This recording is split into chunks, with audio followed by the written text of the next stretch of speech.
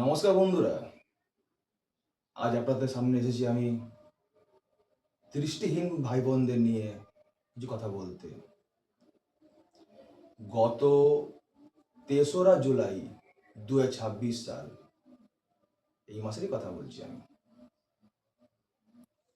এক শ্রেণী মানুষ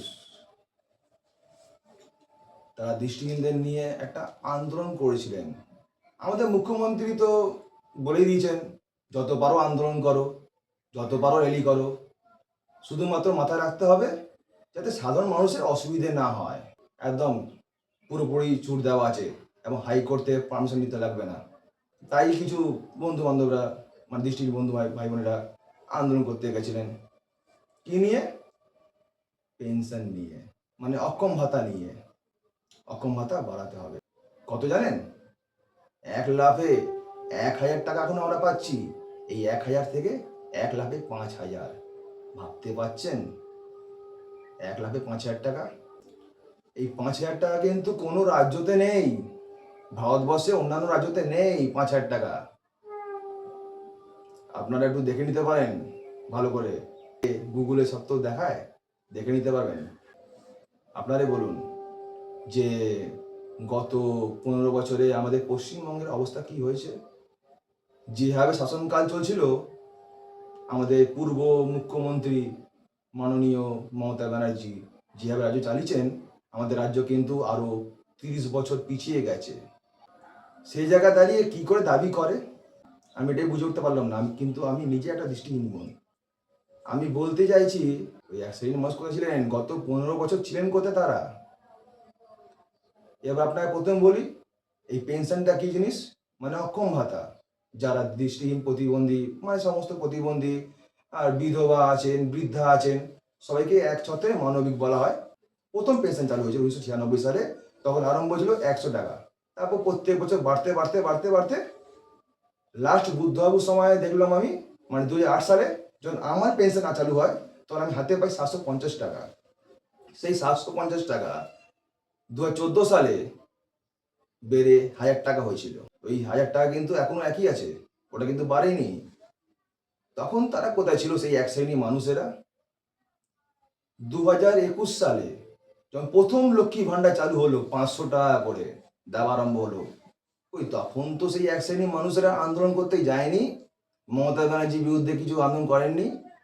বাদই দিলাম 2024 সালে যে ভোট হলো না, সেই ভোটের সময় কিন্তু মমতা ব্যানার্জি লক্ষ্মী ভাণ্ডার 500 টাকা থেকে বাড়িয়ে 1,000 টাকা করে দিল, এবং তপশিলি তপশিলি জাতিদের যে ক্ষেত্রে 1,200 টাকা করে দিয়েছিল, কিন্তু আমাদের প্রতিবন্ধী ভাতা কিন্তু বাড়ায়নি। তখন তারা কোথায় ছিল? কোন গর্তে ঢুকেছিল?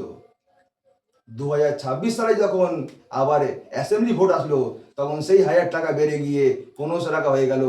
আর তপশিলি উপতপশিলি জাতিদের 1,200 টাকা বেড়ে গিয়ে 1,700 টাকা হয়ে গেছিল। আমাদের কিন্তু 1,000 টাকাই ছিল। তখন তারা কোথায় ছিল? কোন গর্তে লুকিয়েছিল? একটু বলতে পারবেন? আরে এইসব কথা বাদই দিলাম আমি। আমাদের চাকরি ক্ষেত্রে তো প্রথম থেকেই সাধারণ মানুষের ক্ষেত্রে যেমন যত বয়স থাকবে তার থেকে 10 ইয়ার্স থাকবে বেশি আমাদের দৃষ্টিহীন ভাই বোনের ক্ষেত্রে। আদার্স প্রতিবন্ধী ক্ষেত্রে 5 ইয়ার্স, তপশিলি উপতপশিলিদের ক্ষেত্রে 3 বছর বা 2 বছর ছাড় থাকে। সেটা আপনারা অনেকেই জানেন। কিন্তু সেটা কমিয়ে দিয়ে দেওয়া হলো, মানে 45 থেকে 40 করে দেওয়া হলো, 5 বছর কমিয়ে দেওয়া হলো। তখন আপনারা সেই এক শ্রেণীর মানুষ কোথায় ছিলেন? তখন আপনারা আন্দোলন করতে যাননি কেন? তখন আপনারা রাস্তায় নামেননি কেন? কোথায় ছিলেন আপনারা? 22শে জুন প্রথম বাজেট অধিবেশন হয়েছিল ডবল ইঞ্জিন সরকারে। মানছি আমি, ডবল ইঞ্জিন সরকার আসার আগে উনি কথা দিয়েছিলেন যাদের যে ভাতা পান সেটা আমরা ডবল করে দেব, শুধুমাত্র ধর্মীয় ভাতা আমরা বাদ দিয়ে দেব। লক্ষ্মী ভাণ্ডার 1500 ডবল হয়ে গেল 3,000 টাকা। আমাদের প্রতিবন্ধীদের ভাতা বলেছিল 1,000 থেকে 2,000 টাকা করে দেওয়া হবে। আর আপনার এই যুবশ্রী বলেছিল 1500 থেকে 3,000 টাকা করে দেবে। যাকে যুবশ্রী তো কথা বাদই দিলাম, সেই বিষয় নিয়ে পরে কথা বলবো।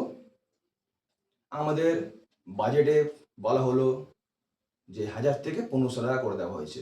সেটা আগস্ট মাস থেকে চালু হবে, 1,500 টাকা করে প্রতিবন্ধী ভাতা বিধবা ভাতা এবং বৃদ্ধা ভাতা।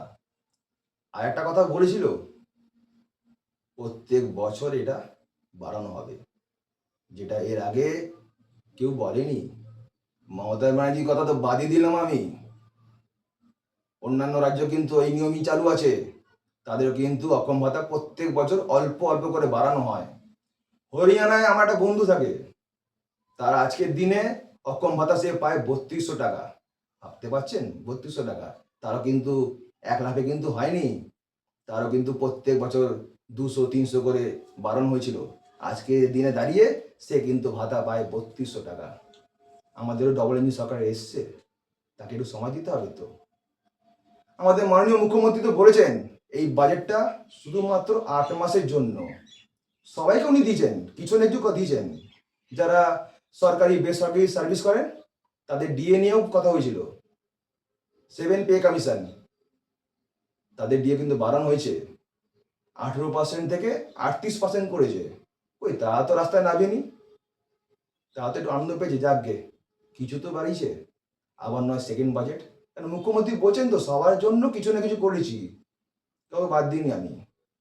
আস্তে আস্তে তো, নাকি 1 লাখের কাছে উঠতে যান?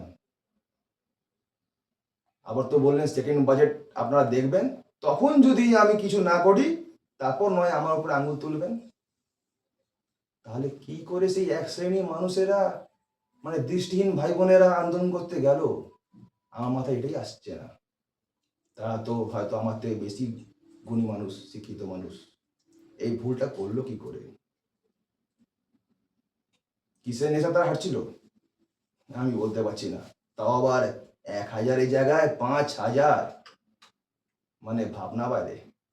সে বলতেই পারে, কোনো ব্যাপার নেই, বলা সব কি ছাড় আছে। আমাদের তো মুখ্যমন্ত্রী বলে দিয়েছেন যত ইচ্ছে বলো, নো প্রবলেম, কোনো অসুবিধা নেই, শুধুমাত্র হিংসা ছড়াবেন না, দয়া করে হিংসা ছড়াবেন না, এইটুকু। মুখে যত ইচ্ছে বলুন, যা ইচ্ছে বলুন, নো প্রবলেম, হিংসা ছড়াবেন না, তাই তো? আমি কি ভুল বললাম? আমাদের মাননীয় মুখ্যমন্ত্রী একটু দেখবেন। ধন্যবাদ, নমস্কার।